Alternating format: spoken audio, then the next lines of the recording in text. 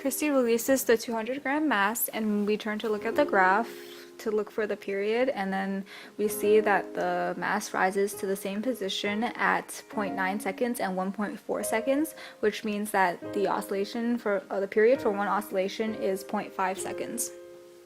Christy releases the 400-gram mass, and now we look at the graph to look for the period. Now Sarah expands the graph.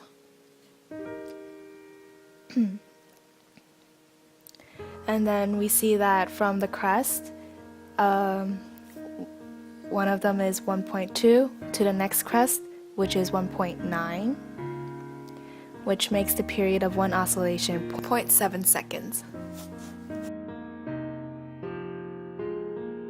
Christy releases the 150-gram mass, and now we turn to look at the graph.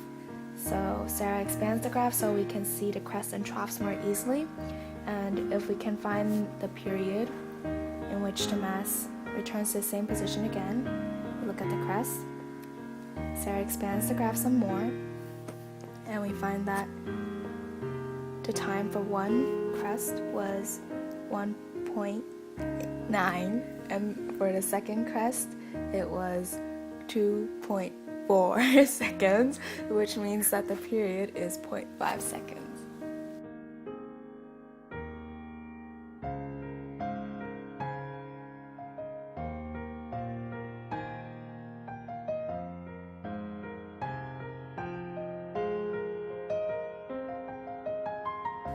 To find the K constant, we use the formula K equals the quantity of 4 pi squared m over t squared, where m equals mass, t equals period.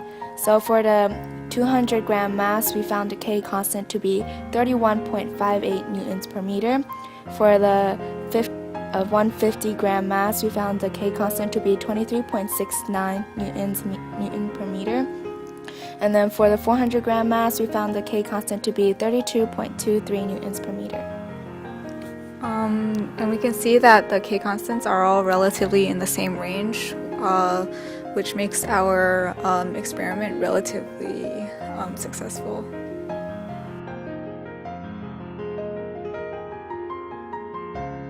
Now using Hooke's law, F equals negative kx, we attached a Newton scale to the spring to find F, the force, and use the meter stick to find the displacement of the spring. So prior to hanging the mass, we measured the position and then again took notice of the position after hanging the mass. So for the 200-gram mass, we found the F force to be 2 newtons, the displacement to be 0.06 meters, and the K constant to be 33.3 newtons per meter.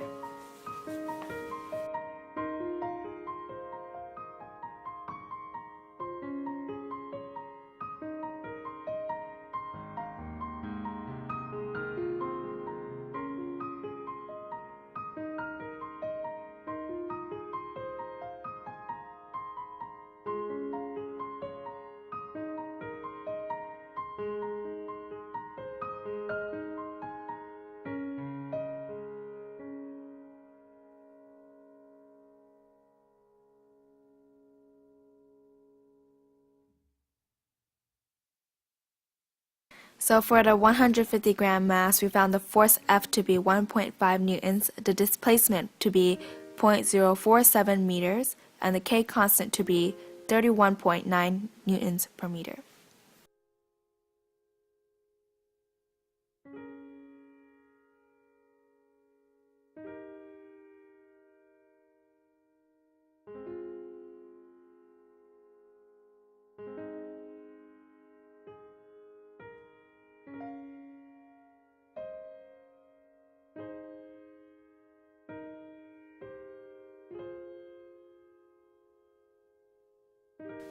So for the 400-gram mass, we found the force F to be 4 newtons, the displacement to be 0.125 meters, and then the K constant after calculating 32 newtons per meter.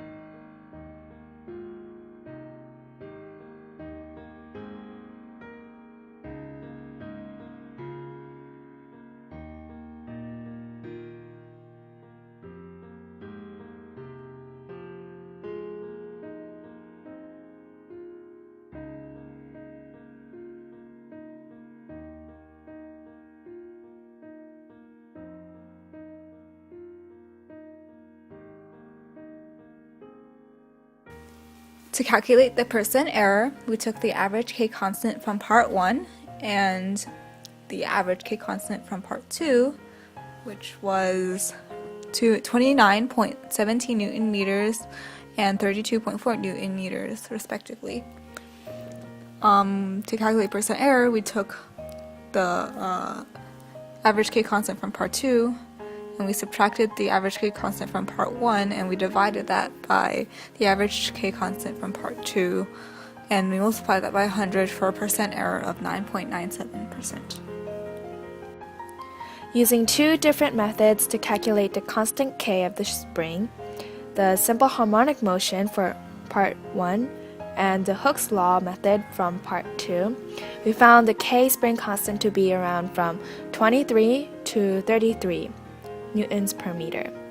And since the K constant lies around the same area of numbers, we conclude that both ways are accurate methods of measuring K.